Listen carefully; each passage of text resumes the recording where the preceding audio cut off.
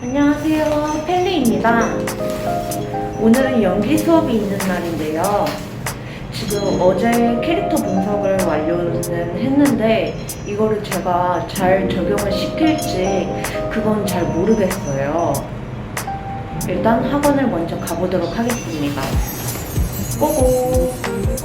학원에 갔다 왔는데 갑자기 과자가 너무 먹고 싶어서 이만큼이나 샀네요. 일단 다 먹어버리죠 뭐. 학원을 끝나고 집에 돌아와 씻고 왔습니다. 오늘은 악보 분석에 대해서 말씀드리려고 해요. 먼저 악보 분석을 왜 하느냐? 악보를 보다 보면 이런 얘기를 왜 하는 거지? 왜 이런 가사가 나오는 거지? 어떻게 불러야 이 감정을 살릴 수 있을까? 그리고 숨은 어디서 쉬어야 되지? 이런저런 고민이 많으실 거예요. 일단 제가 아는 지식으로 말씀드리겠습니다. 이거는 절대적인 방법이 아닌데 제가 주로 쓰는 방법들을 알려드리는 겁니다. 먼저 악보를 받으시면 저는 숨을 쉴 공간을 표시를 해요. 이제 악보를 받아서 쭉 읽어보면서 내가 여기서 쉬어야겠구나 이렇게 슬래시를 다 그어놔요.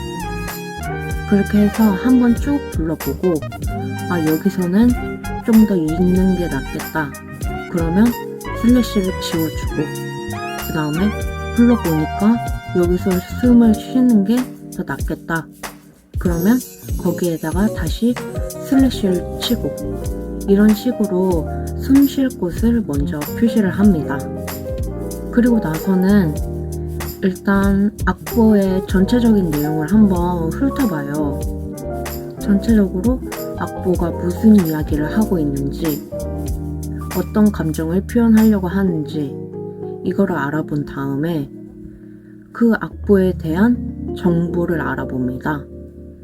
만약에 예를 들어서 황금별 같은 경우에는 이제 모차르트에게 빈으로 가서 더 넓은 세상으로 나아가라 이런 이야기를 왕자의 이야기에 빗대어 얘기를 합니다.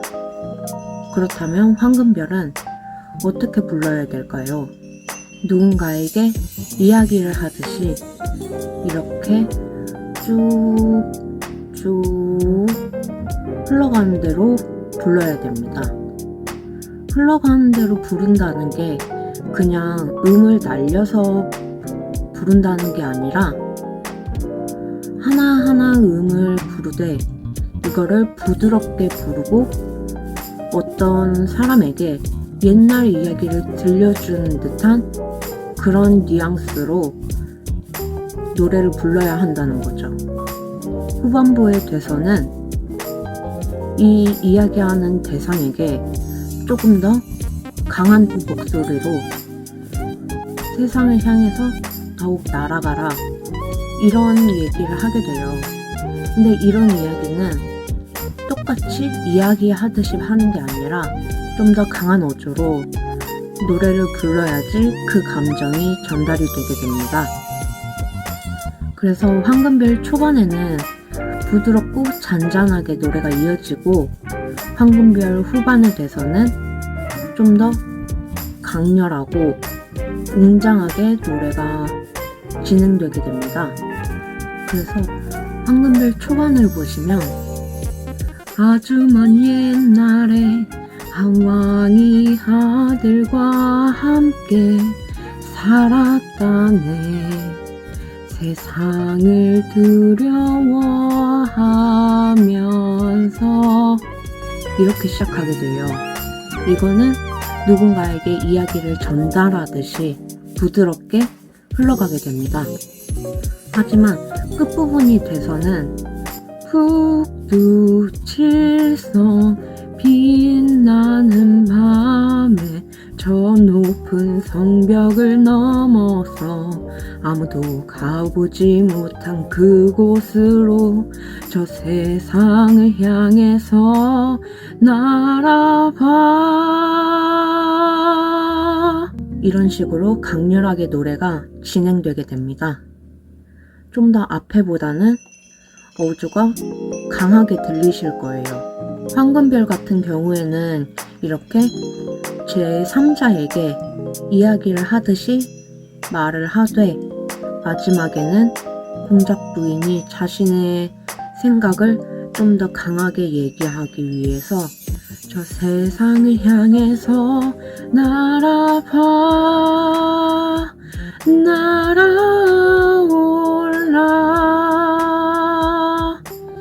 이런 식으로 강하게 끝나게 됩니다. 두 번째로 예를 들 노래는 I Dream a Dream입니다. 이거 같은 경우에 저는 노래 가사에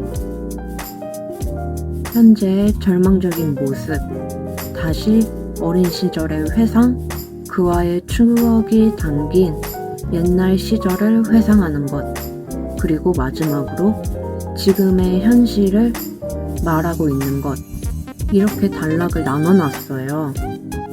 거기에다가 크게 숨쉴 곳을 표시하고, 이제 도둑숨이라고 하죠. 한 번에 하고서 잠깐 이렇게 숨을 쉬는 부분도 이렇게 표시를 해놨습니다. 이것 또한 아까 황금별의 예를 들었던 것처럼 부를 때마다 감정이 바뀌게 돼요. 맨 처음에 어린 시절을 회상할 때는 그때는 너무 좋았는데, 그때는 너무 행복했었지, 이런 행복한 감정이 들도록 노래를 부른다고 생각을 했습니다. 그래서 한 소절을 불러드린다면, 한때는 꿈을 믿었지, 희망이 가득했던 시절, 좀 아련한 듯이 어린 시절의 기쁨을 회상하듯이 이렇게 했다가 현실로 돌아오면, 잠시 눈을 떴을 때 나를 짓밟은 그 시선, 모든 꿈을 빼앗고 헐벗은 날 보았네. 이런 식으로 지금 현재 약간 시궁창 같은 현실을 절망적으로 느끼는 부분이라고 생각합니다. 그리고 어린 시절 그와 함께한 시간을 회상할 때는 좀 더 사랑스럽게, 그리고 그때가 좋았지 하는 감정이 같이 드러나게 됩니다. 그와 함께한 여름날,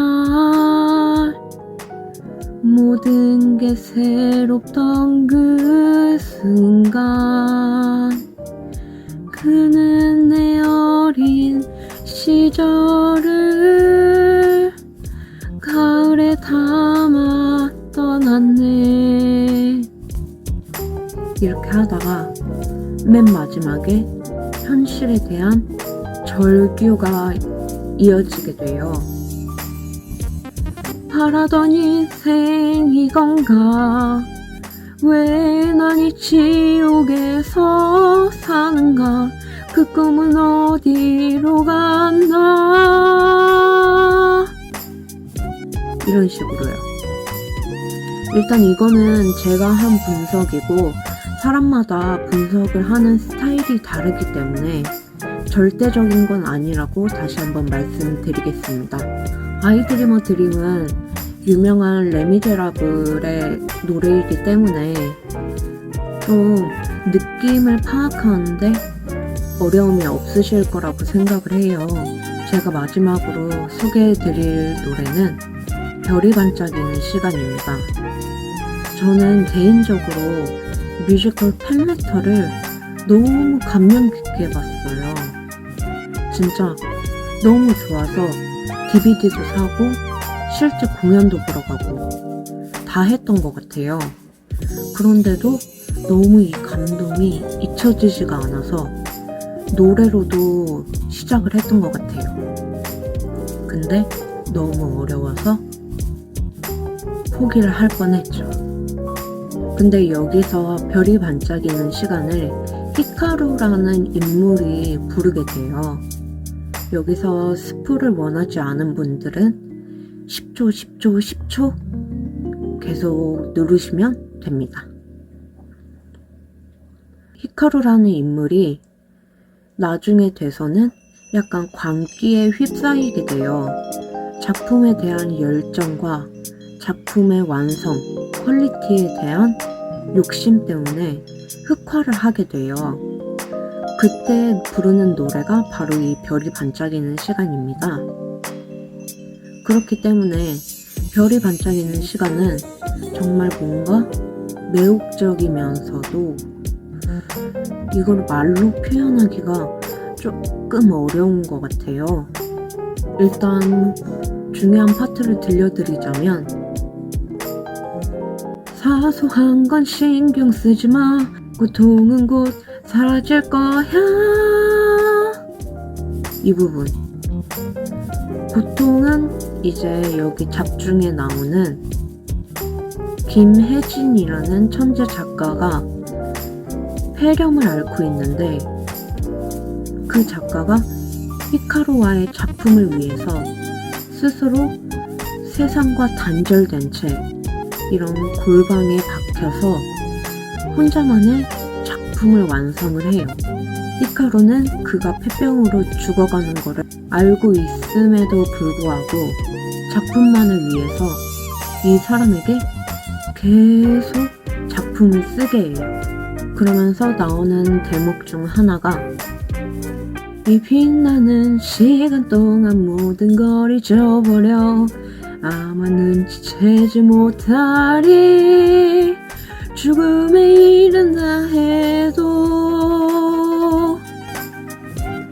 이 부분에서 그 작가가 죽음에 이른다는 걸 알아요. 점점 죽어간다는 걸 알고도 작품이 완성되는 거를 빛나는 시간이라고 말을 하면서 죽음에 이른다에도 이 작품을 완성해야 된다. 우리의 빛나는 시간을 위해서. 이렇게 말을 하면서 작품의 완성을 강요를 하게 되죠. 강요보다는 뭔가 마음의 속삭임, 그에게 하는 죽음의 속삭임, 이런 거라고 생각을 하고 있어요, 저는. 그리고 이 극 중에 히카루가 김세훈이라는 본체가 있어요. 히카루는 세훈이의 제2의 인격입니다. 근데 히카루의 작품에 대한 열정과 광기, 집착 때문에 히카루의 존재감이 너무나 커진 거죠. 그렇기 때문에 세훈이한테도 말을 합니다. 네가 원한 거잖아, 내 탓을 하고 숨기만 해, 변하지, 잊을 수 없는 영광을 줄게. 세훈이에게 네가 원한 거잖아, 왜 내 탓을 해? 내 뒤에 숨기만 하고 편하잖아. 내가 잊을 수 없는 영광을 줄게. 이런 식으로 세훈이에게 히카루가 말을 하게 됩니다. 이렇게 히카루가 세훈이에게, 그리고 혜진 선생님께 말을 하고 대하는 태도에 대해서 별이 반짝이는 시간은 이야기를 하고 있습니다. 이렇게 전반적인 스토리를 알게 되면 노래가 무엇을 말하는지, 어떤 감정으로 불러야 될지 많은 도움이 됩니다. 그래서 선생님께서도 항상 저희에게 말씀을 하시는 게, 곡에 대한 분석을 했는지, 몇 번이나 들어봤는지, 앞에 상황을 파악을 했는지 이런 거를 꼭 물어보세요. 저도 많이 동감을 하는 부분입니다. 이러한 것들을 알아야지 제대로 된 감정으로 노래를 부를 수 있다고 생각하기 때문에 이러한 과정은 꼭 필요하다고 생각을 합니다. 그럼 오늘은 여기까지 하도록 하겠습니다.